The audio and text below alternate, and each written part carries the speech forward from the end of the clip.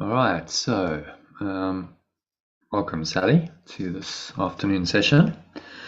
Thanks again for joining. Yeah, I just wanted to have a quick look at a question from Susie, who asked a question the other day, and we didn't get to it in the live session because someone else had a question. This is the problem. So, Susie, if you're listening to this, what I'd say is try join the live sessions because then you can ask your question directly.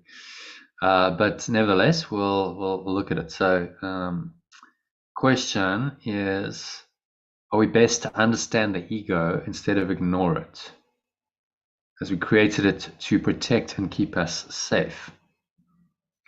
And it says, I feel since the other day, my ego has got very loud, and I found yesterday a challenge as there's a part of me that believes it's not safe to love. Watching the battle between ego and wisdom, knowing the truth, yet still doing as an ego. I appreciate that you're very busy and you've been listening to recordings, yet not come across it. We created ego as a lie, self-image, and my practice seems to be self-punishment instead of growth and expansion. It's bizarre. As I know this and listen, yet it's all words, it feels like I need to try something else. Last night I did the meditation, and my ego was really angry, telling me just to give up. It was aiming for the light. You're never going to see it. My wisdom said, stop trying, stop letting go, stop healing, relax. It's all okay. Just be. Feels like it's been going on for years. Who would I be without ego? I wish you a beautiful day. No worries about the above. I did your meditation, focused on the stillness, and chose peace. That was about 40 minutes later. Okay, so a bit of stuff there, which is always good to have a look at. So I'll share my screen and we can see this. So we can actually see the message. Make sure I don't skip any bits. Can you see that? So let's unpack that. Also been checking our videos. Yeah, we best to understand the ego instead of ignore it, as we created it to protect and keep us safe. Yeah, so really this course is an approach to really understanding the ego. Yeshua is talking primarily about the ego and then contrasting it with the Holy Spirit, which is the other interpretation. Because we need to understand it in order to let it go. If we don't understand it, it continues as our default thought system. We think, well, this is us. The ego, remember, is masquerading as you. The ego is really just a belief in separation that is very persistent. Been going a long, long time. You've believed in it on a very deep level for a long time, which is why we think we're human, why we think we here in a separate body, why we think there's a separate self, separate world. It's a very deeply entrenched thought system. So Yeshua knows that, and he's saying, okay, I'm going to give you a course in mind training to help you to really understand the depth of the ego, to understand its subtleties, its nuances, all of its tricks, its ways, and see it for what it is. See it as really an imposter, as false, so that you can let it go. And of course, when you start work like this, like a deep spiritual practice and path, like A Course in Miracles, it's going to have resistance. There's going to be a battle in you because the ego, the belief really you are a separate self, does not want to go. The ego wants to maintain itself in your mind, perpetuate itself, telling itself it is you. And so of course it's going to tell you, don't do this. You're wasting your time. None of this practice is working. You're never going to get it right. Stop trying, stop letting go, stop healing, relax, it's all okay, just be. You don't need to do any spiritual practice, you're okay as you are. And you kind of know that that's not the case because there's still problems in your mind, there's still dysfunction going on, there's still a level of unhappiness, disturbance of your peace. So everything is actually not all okay, it's not all well, which is why you've come to this program. and are attracted to A Course in Miracles, because all is not well there, and part of your mind knows that. That's the true part, the Holy Spirit, or the remembrance of oneness. That part knows that healing is required, and that there's needs to be an undoing of the ego, and that's going to take some work and some spiritual practice, and just like any course in this world, you're going to have to do some work to learn the material. So really all I've done with the Art of Letting Go is put some structure into A Course in Miracles, added a few other bits to help you to practice it well, to help you to practice it with maybe more discipline and rigor than you would otherwise, and give you access to some tools and resources like the meditations and breath breaks and these live sessions that are helpful in this undoing of the ego. So in terms of there was another question about self-image. We created ego as a lie regarding the self-image, and my practice seems to be self-punishment instead of growth and expansion. It's bizarre as I know this and listen, yet it's all words. It feels like I need to try something else. Okay. So ego is a self-concept. It's a belief in separation. So I'll share this diagram. Actually, it might be quite useful. So at the very core of it, ego is just the belief in separation. That's the way we translate it to get very, very clear on what it is. It's just a belief in your mind in separation, in a state of separation, in being separate from others.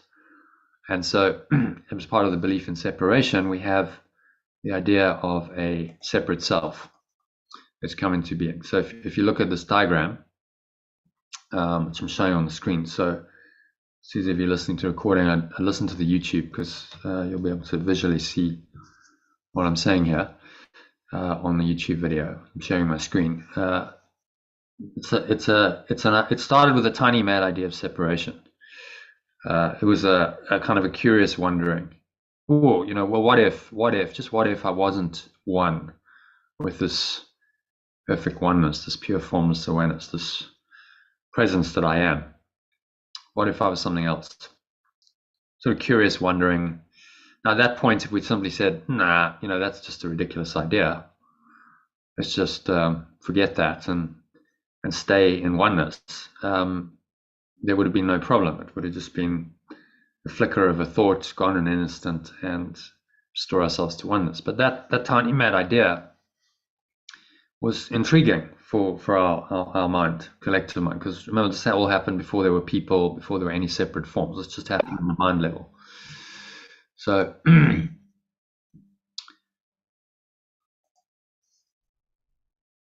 so you've got hi, Iona.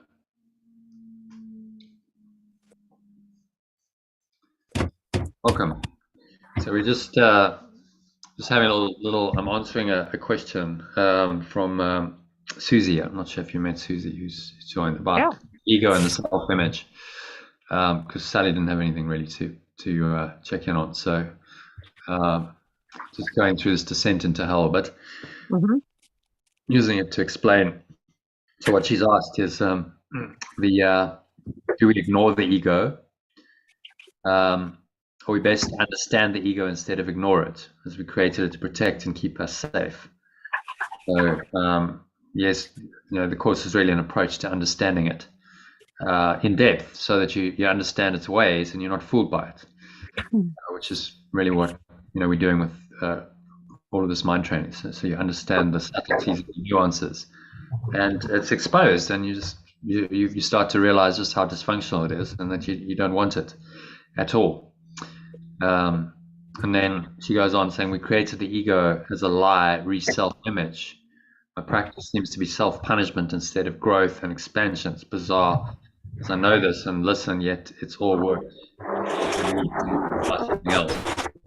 So just to explain that, the reason why we self-punish is because we have this belief in separation. We really think we have actually pulled it off, and that now we have another self. So the belief in separation demands an individual self.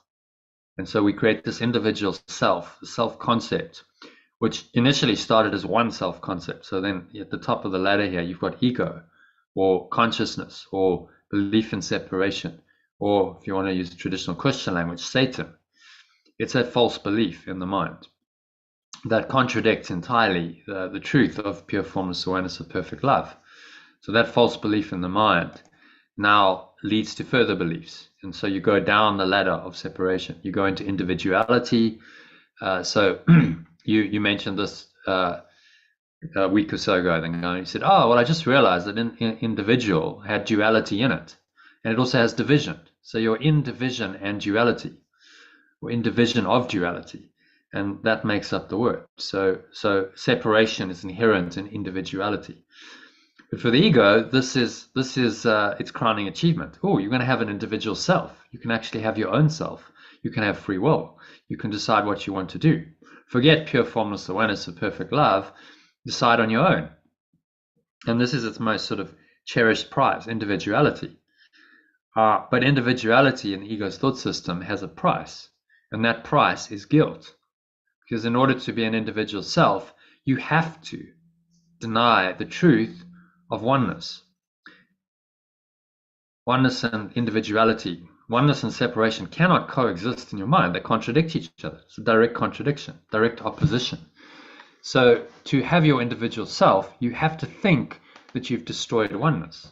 You've destroyed love in your mind. Now that is the cause of all of our problems. We think we've destroyed God or love or oneness or pure formless awareness. It's now been obliterated from our awareness. And we now have guilt that arises. Guilt for the sin of destroying this God, love, oneness, pure formless awareness, which is overwhelming. It's a deep sense of unworthiness, a deep sense we've done something wrong. And the ego is telling us, well, there's nothing you can really do. You're guilty for all eternity, and you're sinful by nature. So the very core of your identity as an ego is sinful and guilty.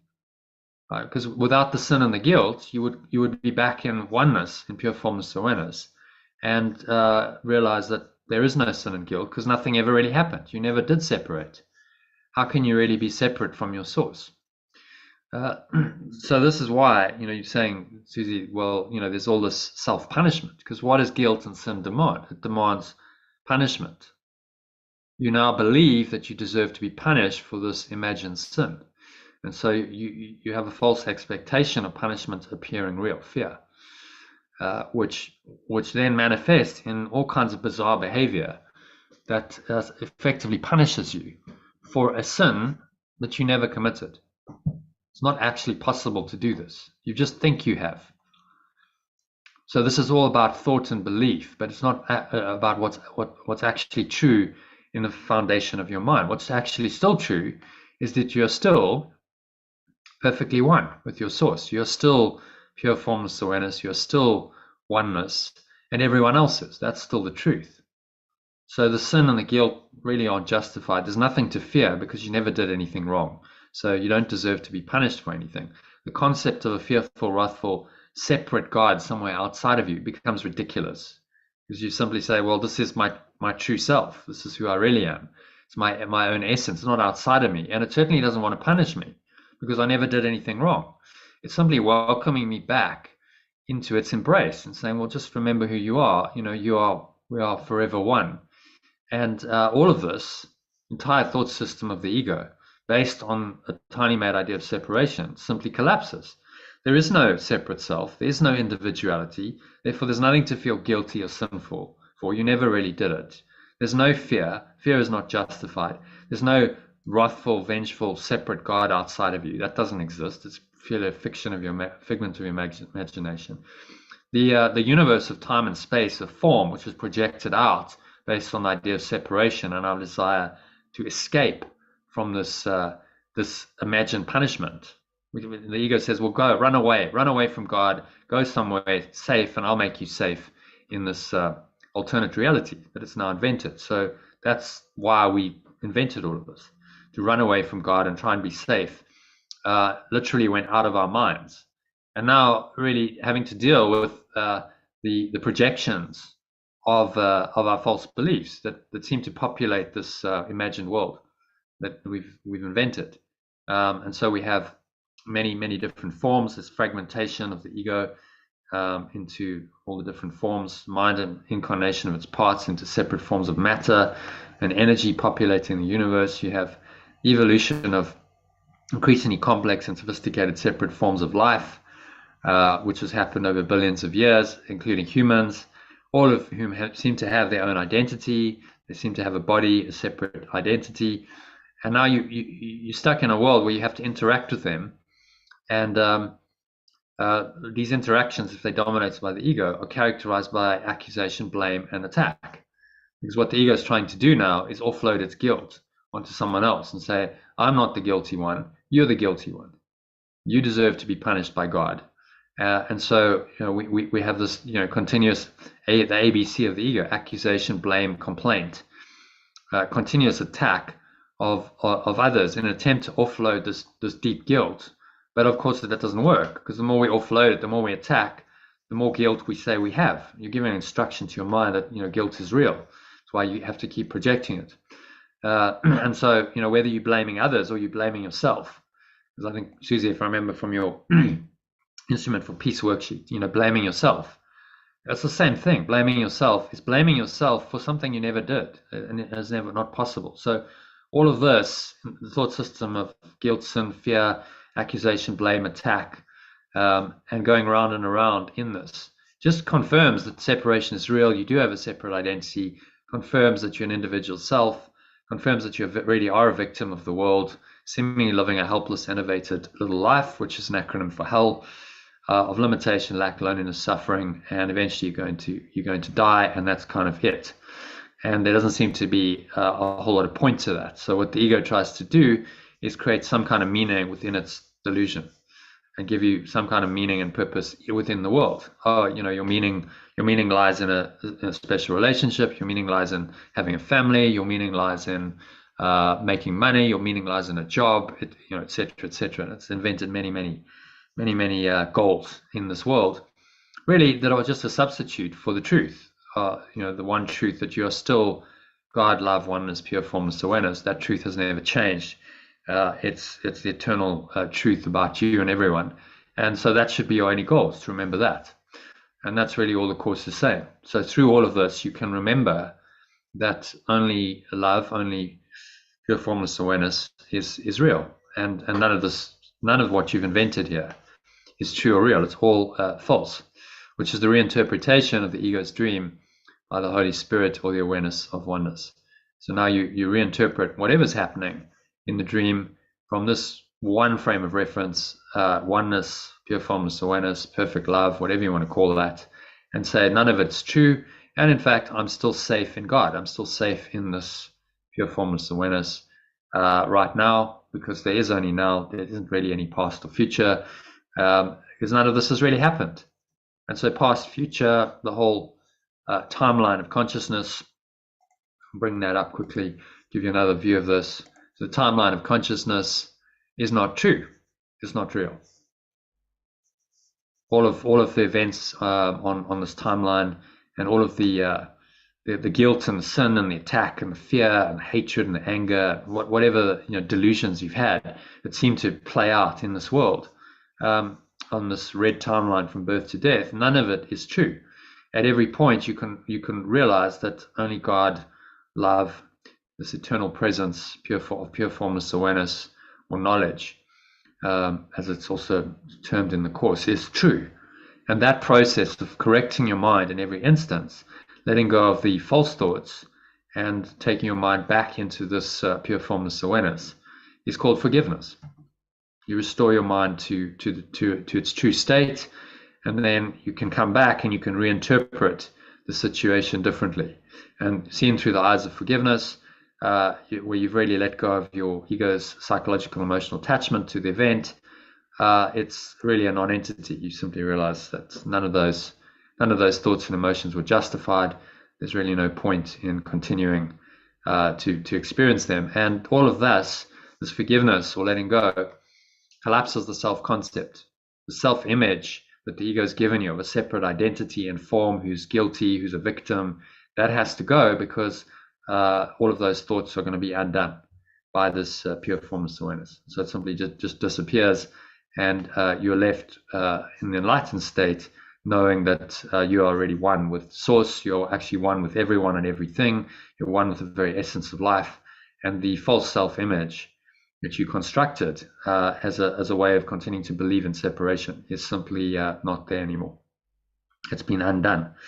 So the process is to look at it, really understand what the ego is, what it's doing, understand that the world is a projection of your own self-concept, and then interpret it according to that. If it's just a projection of a false self-concept, it can be very helpful to see it in that light and say, okay, all of this stuff, all of the negative experiences I've had are just a projection of my own mind, and they're there to show me that this belief is false and delusional, and that I can actually let it go, and I want to let it go.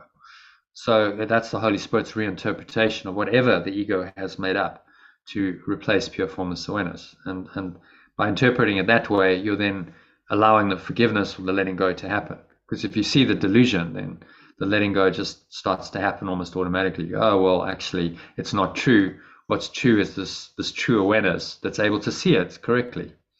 So that, in a nutshell, Susie, it's 20 minutes, but it's a 20-minute nutshell of what the Course in Miracles is all about, and why we do go into the ego to look at it and understand it, so we can undo it using this process of forgiveness or letting go systematically and progressively of the ego as it arises. Wow. Okay, I'll stop now.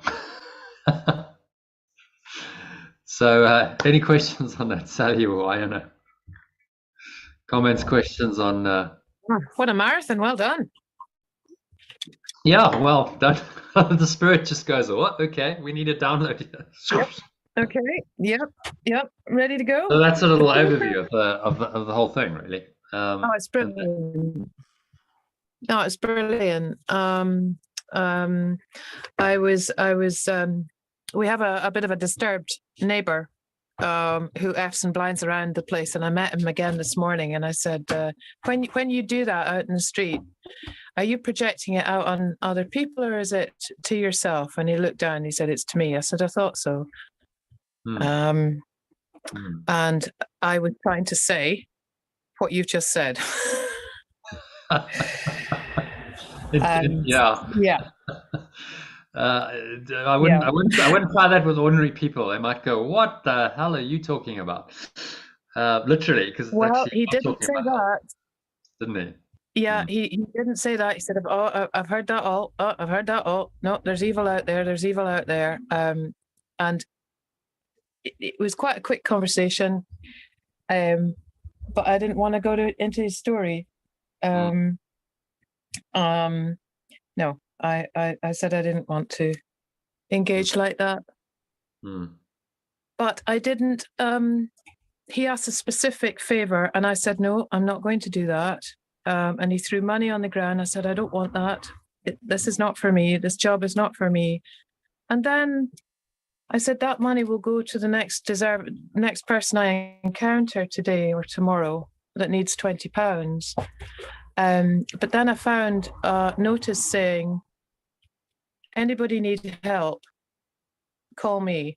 So I photographed the number, and I just wrote a note on his door saying, he'll help you.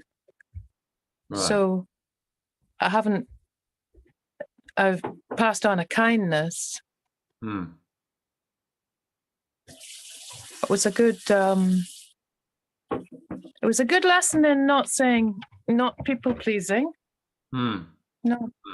Jumping in because of a sense of duty, or I would have been intensely uncomfortable getting more involved with this person. So in the state of unconsciousness that he is in, which is he's unconscious.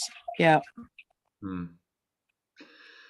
Yeah, well, you have to discern. Discernment is part of this. Okay, well, what's ego, what's spirit? If you see it clearly, you can have compassion. You say, okay, he's in the ego. Ego's in charge, clearly. lots of blame, Yeah. lots of guilt going on there. What can I do to help? And that doesn't necessarily mean you have to, now become his next best friend and get intimately involved with him. No. It might mean, look, yes, I can do this. I'll pass on a kindness. I'll try and help him. I'll try and steer him in the right direction. But I can't save everyone. I'll do what I can, and the Holy Spirit will guide you if you really listen. It kind of knows what's the situation for everyone. I saw him. I was on my bike. I saw him coming towards me, and I said, "Holy Spirit, guide this encounter." Mm. Good. So you remembered, and it sounded like it was guided. So the Holy Spirit doesn't mean you just do everything everyone wants necessarily, and you just say, yes, okay. It's a discernment. That's not on. It's a discernment. Discerning. Yeah, you clearly see the difference between ego and spirit, and from there, because you clearly see, you can't be fooled. You go, okay, I see it. I'm not necessarily going to get sucked into that, because often, what these people want to do, if they're deeply unconscious, they want to pull you into their drama. Yes. That's what the ego wants to do. So I'm drowning, you come drown with me. Actually, I don't really want to be saved. I want you to come and drown with me in my ego quagmire. And of course, as a someone on a spiritual path, trying to raise yourself above the ego, that's not necessarily helpful for you and your own path and your own relationships and so on. So there's a level of discernment that needs to come in. Say no. There was certainly a test.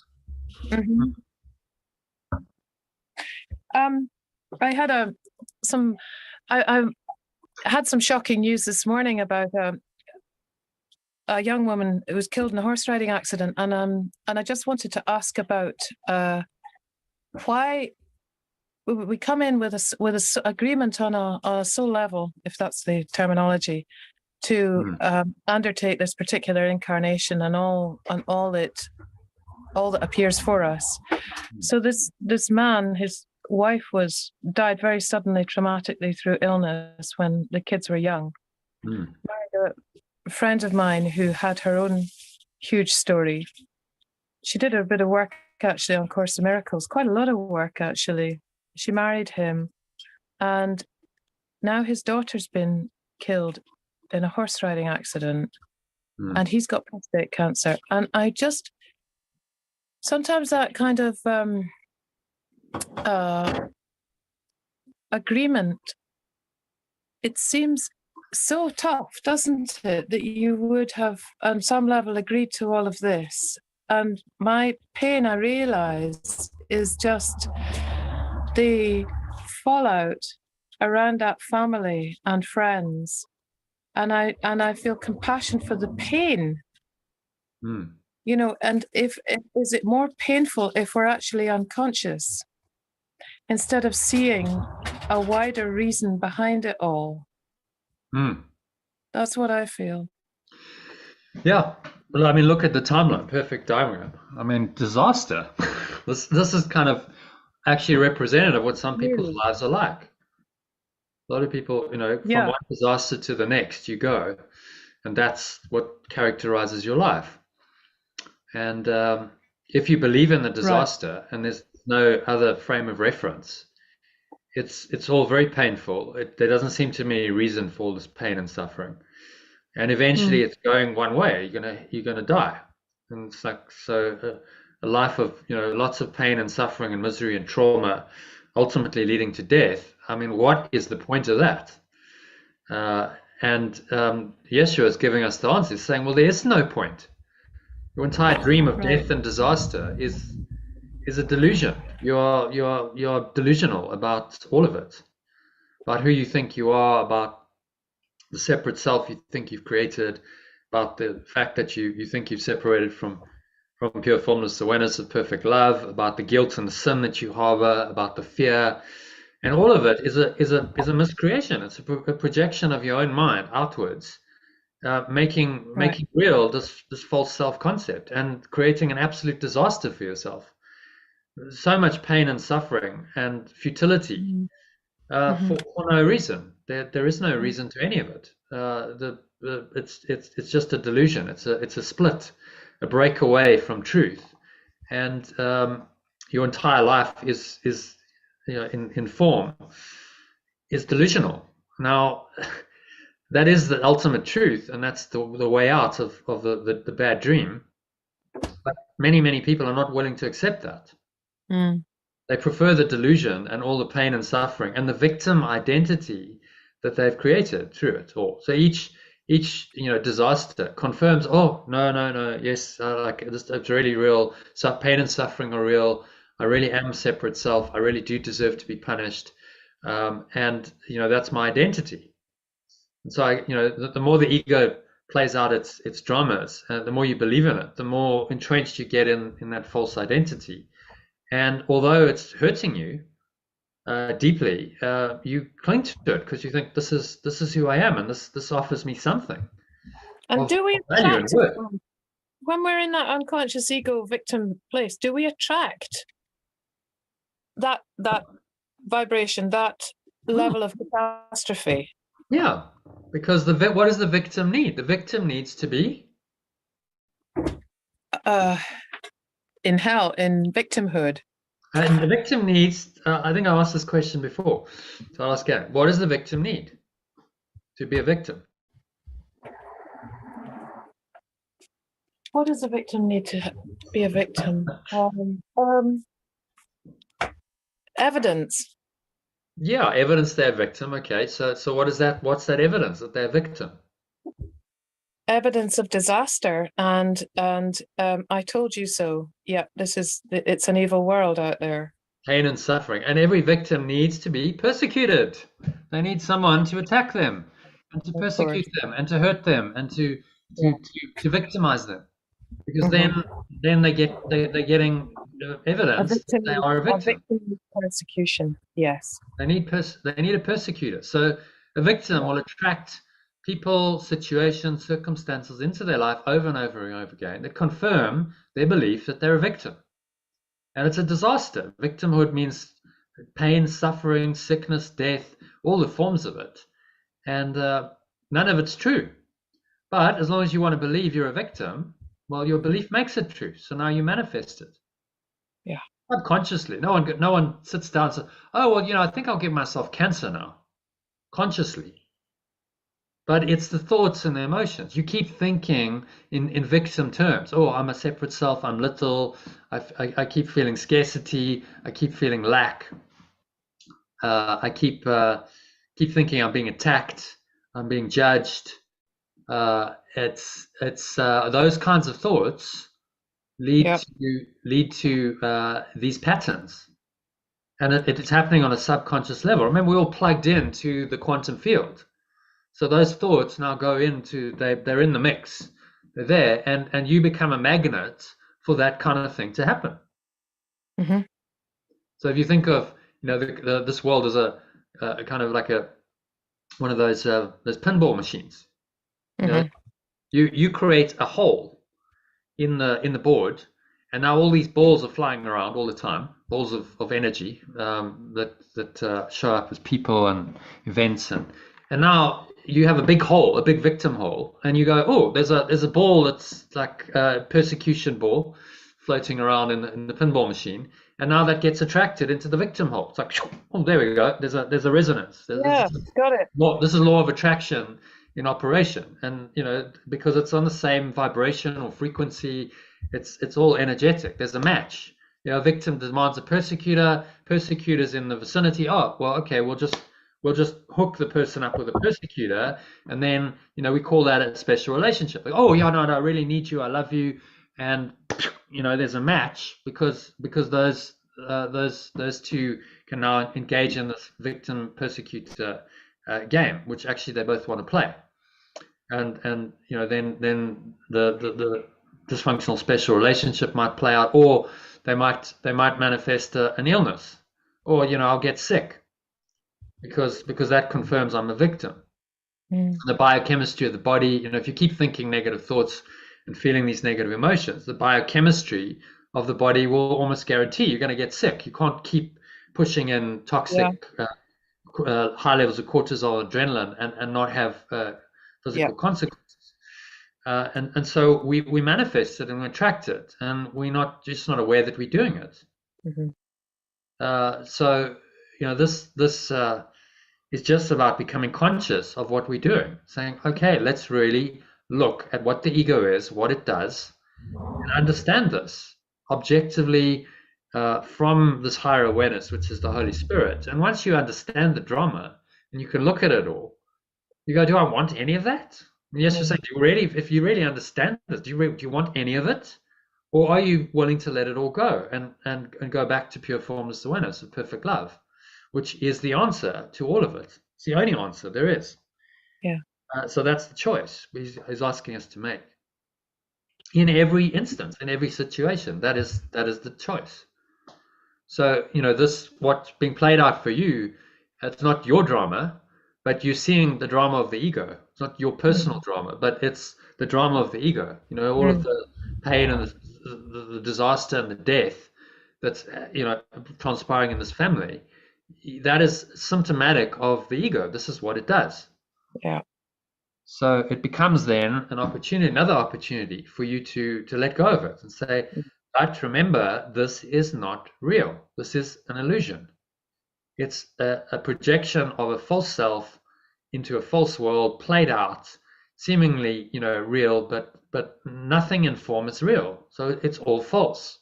Yeah. So, I can be empathetic to the people and understand they're caught in their victimhood and they believe in the story, but I don't believe in the story myself. The story is evidently false once you start understanding the truth, and you understand it's just a setup. The ego just set you up for all of this to convince you that yes, you really are a separate self. You really do deserve to be punished, and all of this is real. And don't forget it. And you are the victim. Now, if you think that doesn't make any sense, you're right. It doesn't make any sense. It's completely insane. Yeah. Why would you do that when you can have pure formless awareness of perfect love for all eternity and just be in perfect peace and joy and bliss forever? Why would you choose a human life with all of this pain and sickness and death and disaster and chaos going on? Why on earth, why would you do that? And this is all Yeshua's saying is, why would you do that? It doesn't make any sense at all. So there is no sense to it. There's no justification to any of it. And if you really understand that by the end of your life, then it's done. The dream is done. You don't have to come here again and come into a world where all of this stuff seems to be real, and you seemingly have to deal with all these illusions perpetually. Once you're in time and space, these illusions seem to be everywhere. They seem to be quite convincing evidence that you are a victim and that the world is a difficult, challenging, cruel, harsh place that potentially at any moment can attack you and hurt you and ultimately kill you. Well, this is not a good place to be. That's what Yeshua is saying. Don't come here again.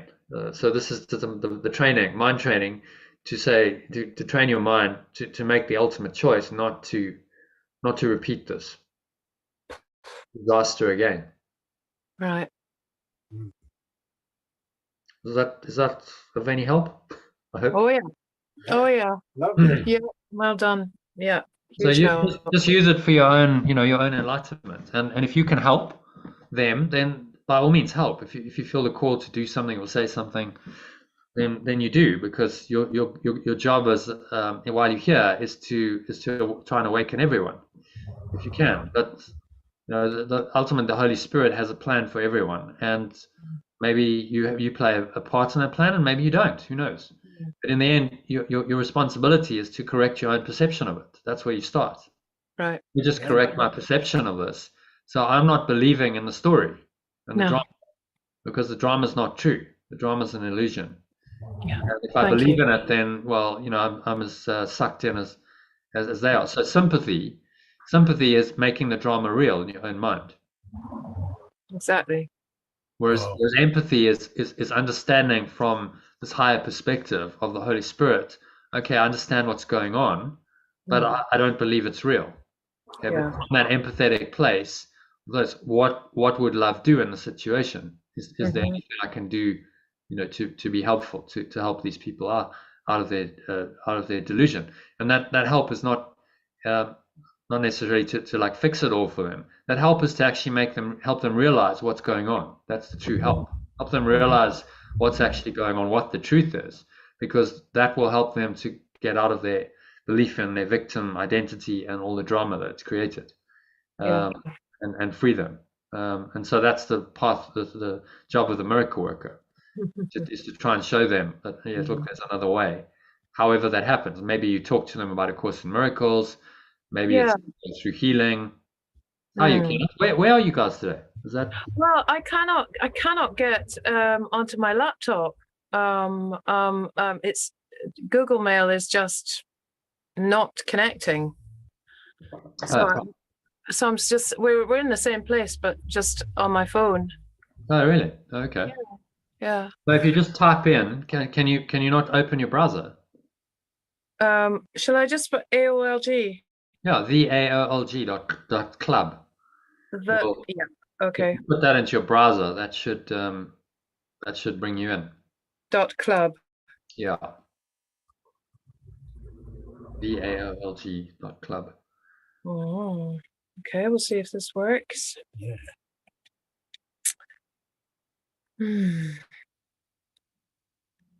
Yeah, to waking up. It's like Good Morning Vietnam.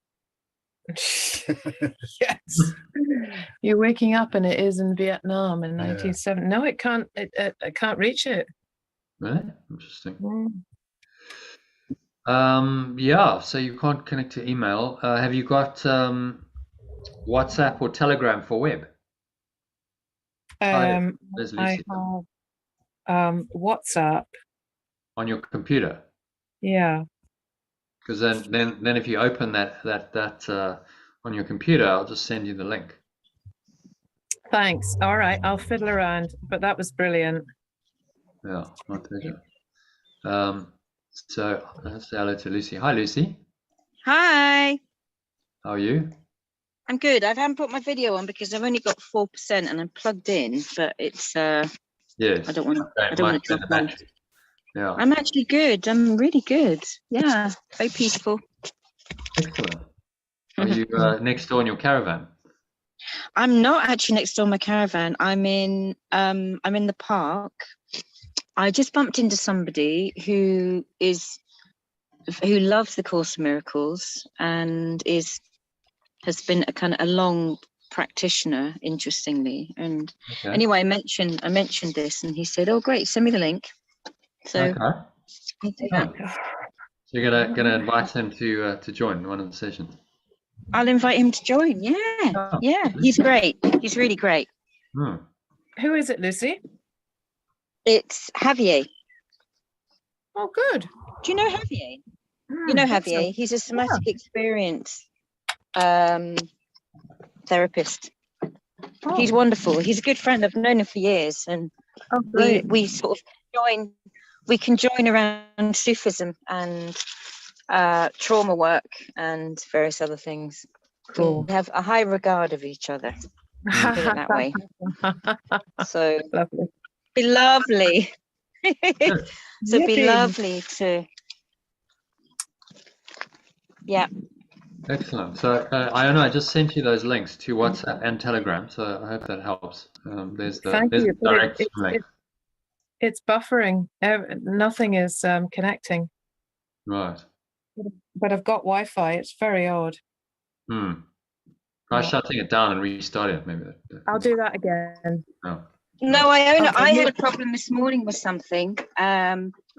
Just wasn't happening. I wonder if there's a little signal error around at the moment. It could be. It could be the military blocking all the signal. Okay.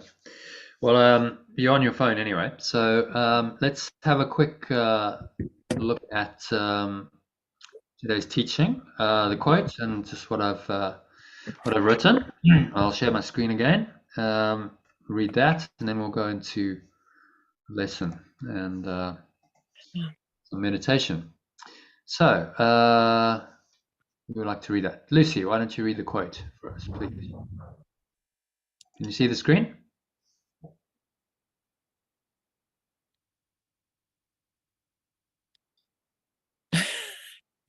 Okay. No word from Lucy. So someone else, Iona, do you want to read it? Love Oh is no, I was reading it. Sorry, Oh. my mute was on. I was glad. I was joyfully reading it with Joyfully reading it on mute. Okay. reading it on mute. Okay. So Carry on then. love is what we were born with. Fear is what we have learnt here. The spiritual journey is the relinquishment or unlearning of fear and the acceptance of love back into our hearts. Love is the essential existential fact. It is our ultimate reality and our purpose on earth. To be consciously aware of it, to experience love in ourselves and others, is the meaning of life. Oof.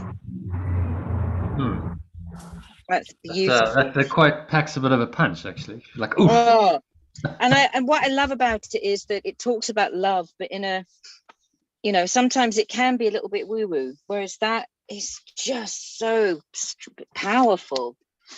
Powerful. Yeah. Consciously aware of it, to experience it in ourselves and others is the meaning of life. There we go. Right there, you've got purpose, meaning. Yeah. The guiding force behind our lives, stated in a couple of sentences, and then the task is just to live it. Okay, well, can I live in a way that, yes, love does become the guiding force and principle in my life, the essential existential fact, which gives me and everything meaning and purpose in what can seem to be a pretty meaningless and purposeless world. So let's ask Sally. Sally, if you read the first paragraph, kindly. Today's quote from the best-selling book, A Return to Love, Reflections on the Principles of A Course in Miracles by Marianne Williamson, best known A Course in Miracles teachers in the world, highlights the dichotomy between fear and love. But we must choose between these two seemingly opposite forces of letting go of or unlearning what we have learned from fear, which automatically allows love to return to our awareness. So she's just highlighting the choice. Fear is what we've learned. Fear is conditioned. Fear is everything that's false, and love is the our fundamental nature. And so to restore our mind to love, to actually living this, there's one simple thing we have to learn, or the one essential skill. We have to learn to let go or to forgive, because that is the unlearning of the thought system of fear. And that will automatically allow love to return to our awareness if we let go. So Yeshua's saying to us, look, there's only one thing you've got to learn here. It's really, really simple. You've got to learn to forgive or to let go in every instance and not make exceptions. Just keep doing it. And love will reveal itself. It's a done deal. Yeah. If you let go. But our resistance to letting go is enormous. It's the one essential skill. It's the one thing that we resist. We don't want to do it. We hold on. So that's why it's the art of letting go, because it's all of the training is to help you overcome that resistance. And really good at doing this letting go in every instance, every situation that crops up in your life. Question? I would say also people, they would say, I hear people saying they don't know how to let go. Not just that they don't want to let go, but it's like they don't know how to. It's almost not having the tools. And I know for myself that I had to come into contact with a lot of different kinds of people to start being able to understand that there was another way. But I think if you're only in that kind of, in that singular projected world of following media and following, what you're told to do, I think it's incredibly difficult to even imagine what listening would look like, because you keep being reinforced in the Mm. The system keeps reinforcing the pattern. Yeah, the victimhood. So, A discussion about victimhood and what that's all about. The ego wants to tell you you're a victim of the world, and the entire system. We talked about it yesterday. That entire system is a system of victimhood designed to perpetuate the belief that you really are a separate individual, fairly little, helpless self, trying to somehow make some kind of a life in really what is a pretty threatening, cruel external world. And this is the whole system is designed to keep you in that delusion. And so you have to go outside of the system. You've got to look outside of the ego for guidance. Yeah. That is never going to tell you how to let go. Yeah. It's going to tell you the opposite. It's going to tell you, no, get very attached, make it all count, make it all real, because this is what's going to keep you safe. Play by the rules and you'll be safe. And it takes a mind that's a little bit counterintuitive to say, no, actually, that's just not going to work. That's all a trap and a setup. If I play by the rules, I'm not going to be safe. In fact, that's going to keep me in prison. It's going to keep me very unsafe, because the victim identity is the unsafest place you can possibly be in this world.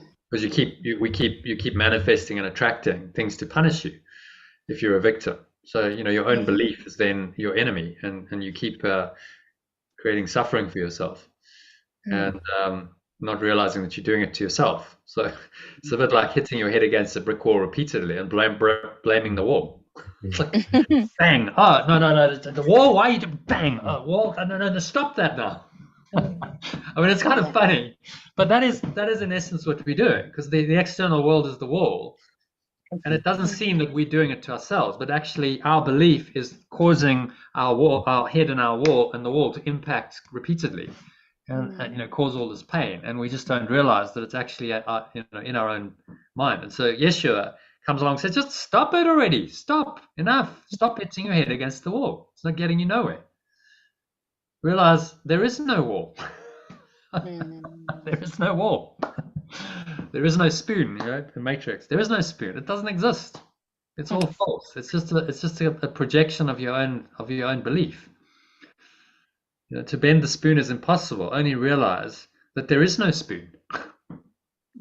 There's the simple truth. So the formula for experiencing this divine or unconditional love consistently is really very simple. If letting go is the answer, step one must be train your mind to become increasingly aware of any fear. So that's any negativity, any thought, emotion, pattern that is not pure forms of awareness of love, that's disturbing in any way, shape, or form. Become aware of it. That's step one. Because once you're aware of it, then step two can kick in, and you can choose to let it go. Choose to let it go. And that requires step one to have happened. So most people don't even get to base one. The reason they can't do it is because they're not even aware that they're in fear. The ego tries to make you unaware that you're in fear. It makes you unaware of itself, because if you're not aware of it, then how can you let go of it? See, it just that's what I am, and I've got all these thoughts and emotions going on, and that's who I am. And people get so used to that pattern that there's no awareness of like, well, hang on, actually, what am I thinking? What am I feeling here? Maybe this isn't true. Just the ego's convinced them that every thought and emotion they have is true and real, and they can't question it. There's no awareness of anything else. So the ego's just kind of by default then in charge.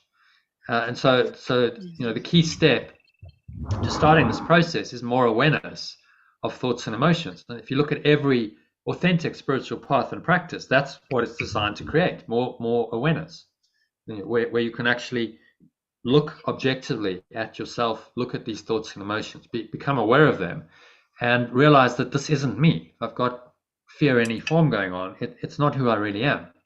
There is another awareness, which is now able to be aware of these patterns. And from that awareness, step two can then unfold. Well, if this isn't true and it's not real and it's clearly not helping me, this is actually pain and suffering, and I don't want it, then maybe I could just let it go. Step two. then unfolds as a natural progression from step one. And then to actually let it go requires that you have this awareness. That's about half of the job, and then just an active choice to let it go. Say, okay, well, I'll let it go, and then you might let it go in the form of doing a meditation on it. You might do a forgiveness practice. You might do some breathing. There's modalities and ways of actually letting go of the thought and the emotion and the energy of it. And so you pick your modality that works for you. Maybe you have a few in your tools in your toolbox, and then off you go. At any point, you can become aware of it. You're aware of the fear, and then step two, you've got the tools to help you let it go. And that's really all this course is about, and the whole Art of Letting Go program. Give you increasing awareness of it, and then some tools to help you to make the right choice and let it go. Really, it's really, really simple, but because it's just because it's simple doesn't mean it's easy. It's difficult because you're going up against the default thought system of the world, what you've believed in for many years, and it's a very deeply entrenched system in our minds.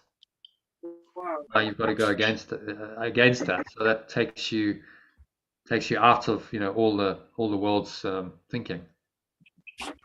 Is a bit radical for a lot of people. Well, I want to become enlightened and kind of stay in the world. Well, you can't. You have to depart from the whole thing. So let's ask Sally, if you can read. You may well be asking yourself. You may well be asking yourself exactly how you cultivate the awareness that's required for step one and release the toxic thoughts and emotions in step two. Again, the answer is simple. Just follow the ideal daily schedule. I include in these daily emails every day as a bare minimum, if you can't do all of it. Focusing on two main mind training methods. Mind training one, listen to the breath breaks and meditations I send you every day to help you practice the mind training exercises in the Course in Miracles workbook. Mind training method two, join the live meditation and discussion sessions as often as you can to gain a better understanding of the Course in Miracles workbook lessons and the theory contained in the text, as well as be guided through the meditations based on the lesson of the day.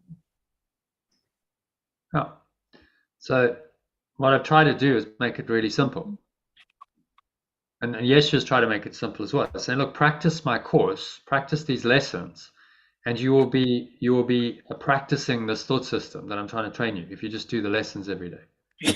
Lessons meet the requirements of the mind training. He's designed it that way. So if you just do the lessons as he's suggested, and the meditation and the breath breaks just help you to do that in an easy way. Instead of having to read, you can just stick on the recording and listen.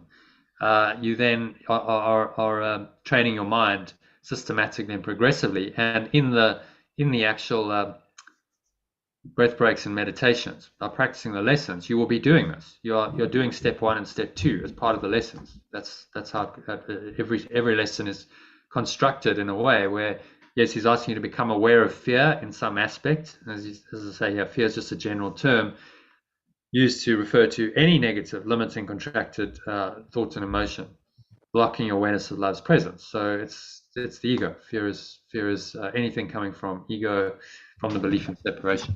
So do that as a minimum, and then if you can join the live sessions, that's going to give you a deeper dive into it and a deeper understanding of the theory that helps you to apply the lessons better, more easily, more quickly. So by doing both of those regularly, you're going to get a lot of benefit. And there's other resources and stuff I give. So if you can dedicate more time, then there's more links and there's more resources that you can listen to. There's recordings, discussion sessions as well. But joining. So as a second too, if you can't do the live one, maybe I must actually update that next time. I must say, if you can't do the live, then as a second prize, do the recordings. Listen to the recordings. At least you're getting the information. even if it's not live. Yeah, so the actual methodology is quite simple. Just practice, practice, practice, and if you keep doing that, you will be doing step 1 and step 2. And if you do step 1 and step 2, you are systematically and progressively undoing the ego, letting go of this thought system of fear and allowing the thought system of love to reveal itself. And love does then start to become the guiding, the force and the raison d'etre behind everything that you do. Love becomes the essential existential fact if you practice this. Okay, so any questions on that? Any thoughts, comments, or shall we go into the lesson? Happy to go into the lesson. It made me smile when you said second prize is listening to the recording. Yeah. I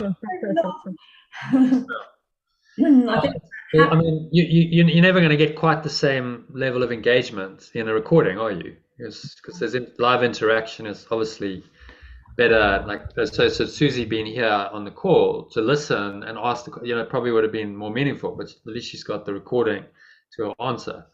But if you actually hear, then you can ask real time, and it can be interactive conversations. Oh, but what about that? I'm still not sure about that. And so it's just much more intimate, personal, and in that environment, I think you learn more. I think in a live environment, it's more engaging for the mind than a recording. And there's also nowhere to hide, so you've actually got to participate in this, and read, and so that's also, again, from a learning point of view, you've got to interact and engage rather than just listening passively to a recording. Okay, so let's have a look at our lesson today, which is key ideas. So who would like to read that? Iona's just disappeared. Lucy, will you read? I was going to say, can I read it? Because I'm going to go in a minute. Yes, okay, you read it. My mind holds only what I think with God, pure formless awareness of perfect love. Yeah, I keep reading it. I keep listening to it. I know it's in my head. I get it in my head. I'm not sure if it's fully embodied yet, but working. Well, if you fully got that, you're enlightened. Your mind really holds only what you think with pure formless awareness of perfect love. You're at Yeshua's level. That's you're completely done with the ego. So it's a high standard. He's saying, well, look, let's set the standard where it needs to be, and you work at it. The rest of your life is actually working at staying in the state. My mind holds only what I think with God. Okay, well, if it's not, then I can let it go. If it's not, if something's out of accord with that statement, then I can choose to let it go.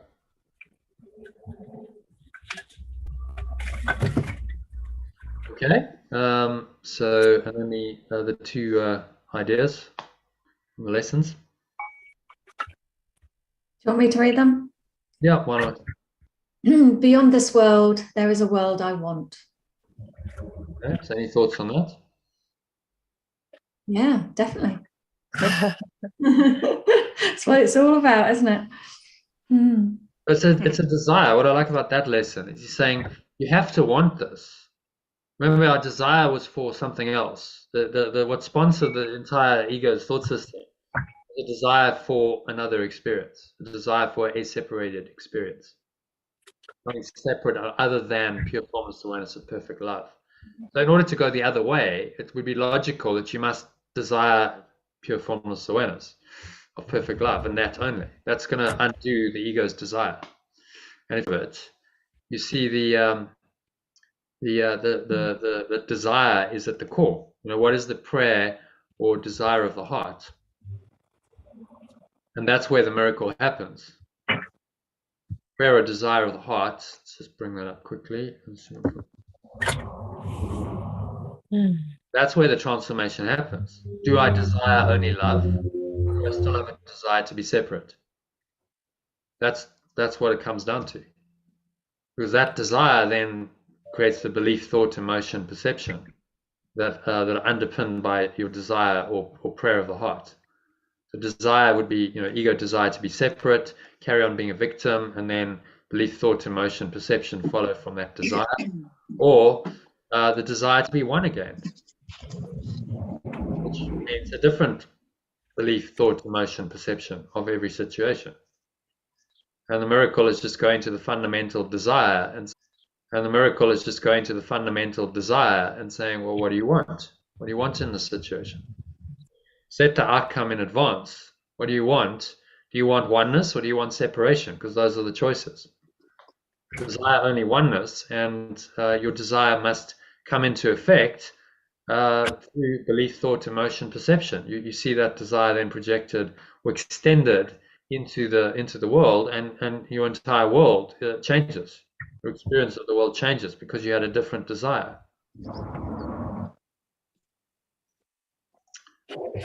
Okay. So beyond this world, there is a world I want. Reminding yourself that there is another world. Really uses world. There is another reality. Beyond this world, there is a world. Maybe change that next time we come to it. There is a reality. There is another reality I want. That's what he's really pointing to. We call it a world. I suppose it's a world reality. There's another state of being, alternative reality that I do want. And then the next one kind of leads off from the first one. It's impossible to see or perceive two worlds.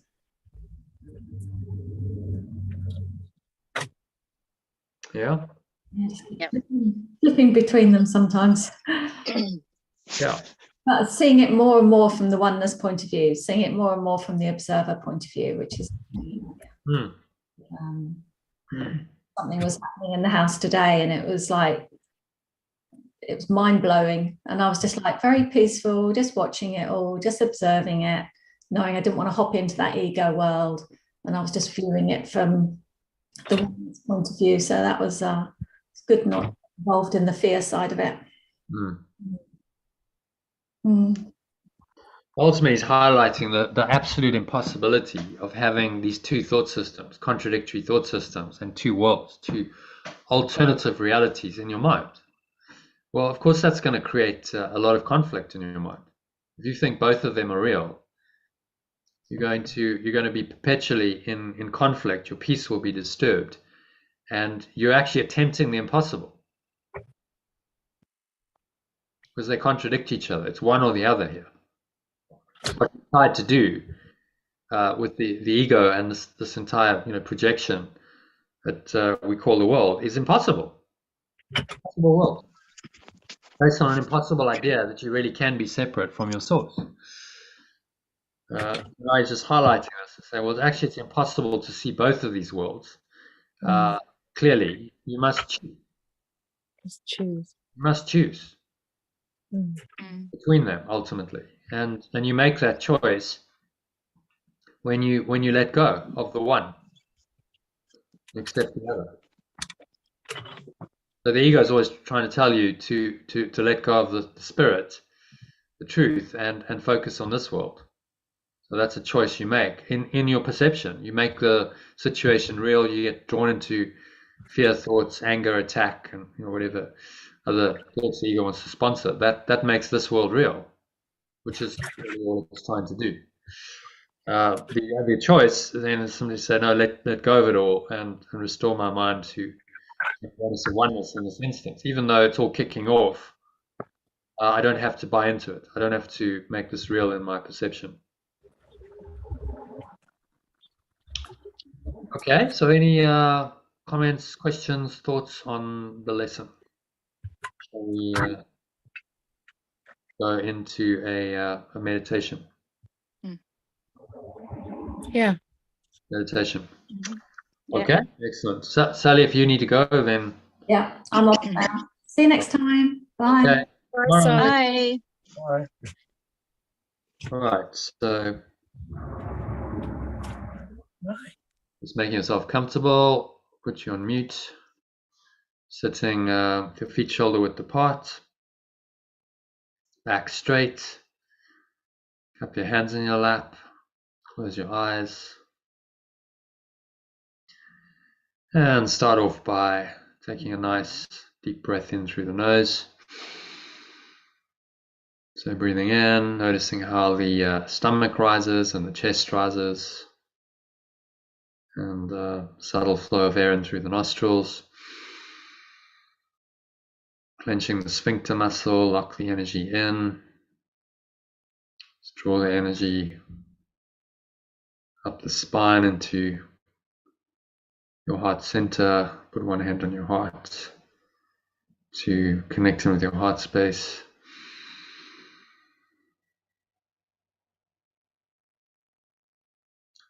Draw the energy all the way up into the crown of your head. Just pausing at the top of the inhale, smile.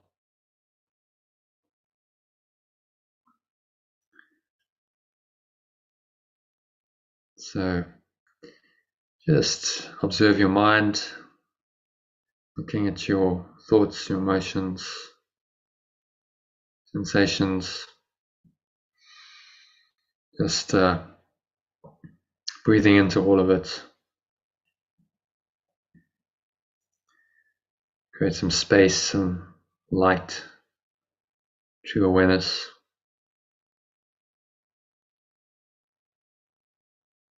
If there's anything that feels at all negative, limiting or contracted or disturbing your peace in any way, just remind yourself that my mind holds only what I think with God. My mind holds only what I think with pure formless awareness of perfect love. So this fundamental awareness is behind all of my thoughts. And so these thoughts cannot be out of accord with it. And this awareness is always happy, always peaceful, always loving, always kind. And there is really no other awareness. So in the knowledge of that, you're going to just let go of whatever that dark, limited thought and emotion was by blowing it all away with the breeze of your breath. So exhale. Exhale out. Let it all go. The nothingness that it really is. It's going, gone. Pull the lower stomach into the spine. Expel the last remaining air out. And just rest here in the peace and the stillness. Open up between the breaths. There's nowhere else to go, nothing else to do, nothing else to think about. Just open yourself up to pure formless awareness of perfect love. Another world, as Yeshua says, beyond this world there is a world I want. So you might want to just remind yourself of that. Beyond this world of form, time and space, duality, there is a world, another reality I want. And right now I'm able to experience it in my own pure formless awareness of perfect love.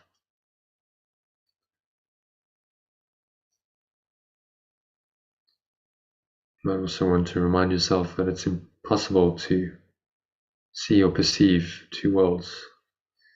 They contradict each other, the world of form, time and space, sense perceptions, and the inner world of pure formless awareness of perfect love. Kingdom of heavens, Yeshua called it, nirvana as the Buddha called it, the ground of being, some philosophers have called it, whatever you want to call it. It's ultimate reality, highest reality, transcendent reality, another world, as Yeshua puts it. And that's available to you right now, in your awareness, in your own pure formless awareness of perfect love. This is God in action in your mind. So just go there right now, don't resist it. No other thoughts, no other emotions, no physical sensations can prevent this awareness from arising in your mind. In fact, in your whole experience, it's just pure formless awareness of perfect love arising right now in your mind. You don't resist it, you just allow it, you sink into it, let it overwhelm you, let it consume you. This is the surrender to God that the great teachers, great spiritual teachers talk about. Surrender to God. In the moment, just surrender to this awareness, pure formless awareness of perfect love arising powerfully in your mind right now. For the next few minutes of deep silence, just allow that experience to come into your mind and rest in it, rest in God, in the pure formless awareness of perfect love for the next few minutes of deep contemplative silence.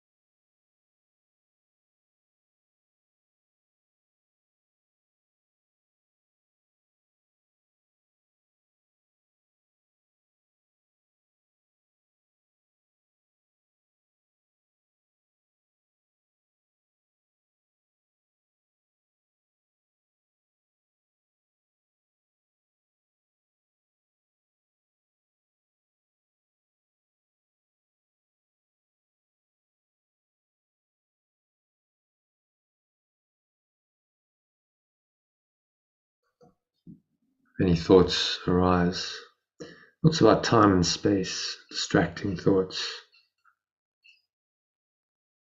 seemingly covering over this pure formless awareness of perfect love. And just observe them casually, and you remind yourself that my mind wants only what I think with God, only what I think with this awareness, the pure formless awareness of perfect love. And you dismiss these thoughts, let them go. It helps you. You can exhale and just breathe them out. Just imagine you blowing them away with the breeze of your breath like clouds. Just drifting by. Have no power to obscure the blue sky of your pure formless awareness. The light of perfect love shining through it.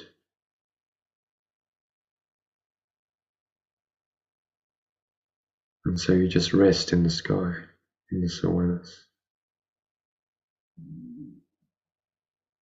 No thought is required, just pure formless awareness of perfect love. For the next few minutes of deep silence, give yourself over to this experience completely.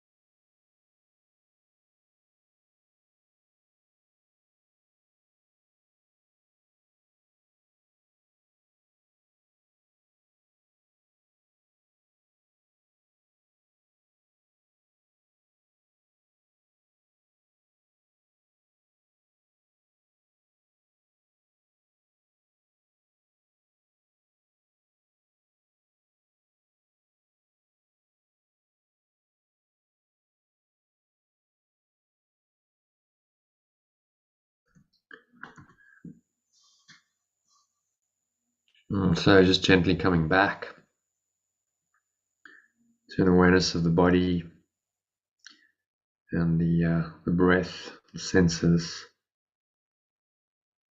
and the world. On the count of 3, open your eyes. So 1, just breathing in, noticing how the stomach rises and the chest rises, and subtle flow of air in through the nostrils. Pausing at the top of the inhale. Just check in, scan your mind again. Notice any thoughts, notice any related emotions or physical sensations. If there's anything that's not of pure formless awareness, then observe it and remind yourself that my mind holds only what I think with God, with pure formless awareness of perfect love. So these thoughts may come, but don't hold them. Your mind holds only what you think with God, so you let them go if they are not coming from the true source. So just blow them away as you exhale, breathe them away. So you're blowing these away like cloud patterns. The breeze of your breath, letting them go into the nothingness they really are.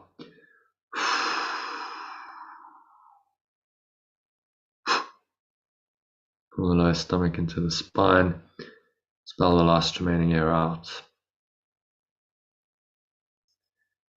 And just rest in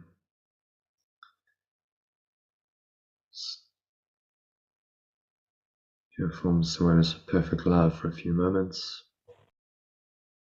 A count of 2, notice the weight of your body pressing down into the chair, your feet touching the ground. Notice what you're feeling with your hands touching. Maybe there's a subtle taste in your mouth, a smell in your nose. And notice what you're hearing in the surrounding environment. Just noticing all these things from this very still, calm, and surrendered state of mind.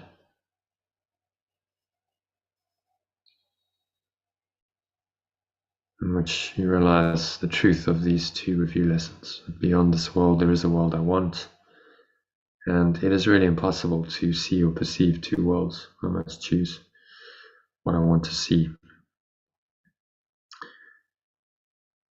So just noticing this world, whatever the sense perceptions are, what you feel, touch, taste, smell, what you hear, and what you see. The count of 3, open your eyes, have a look around. Just notice everything from this very still, calm, and surrendered state. So there's no attempt to name anything or judge it or label it, because that makes it real. You simply look at it from the state of pure formless awareness, and you don't judge it, make it real. So there's no strong thoughts and emotions about any of it. This is how you stay rooted in pure formless awareness, perfect love, even while you have sense perceptions going on and you still seem to have a body and are operating in the world of form. So stay rooted in this awareness by referring back to this lesson frequently. Yeshua recommends every hour. Just if you can only spend a few moments, just bring the key idea my mind holds only what I think with God, or pure formless awareness of perfect love, to mind, dwell on it for a bit, and then remind yourself that beyond this world there is a world I want, and it is impossible to see or perceive 2 worlds. That only needs to take 30 seconds. Giving you instructions to do that in your Telegram message and email for today. Or if you have a bit more time, there is a 3-minute breath break which you can listen to top you up every hour. So practice this well, stay connected to it, and I'll hopefully see you a bit later. You this evening. You're going to be able to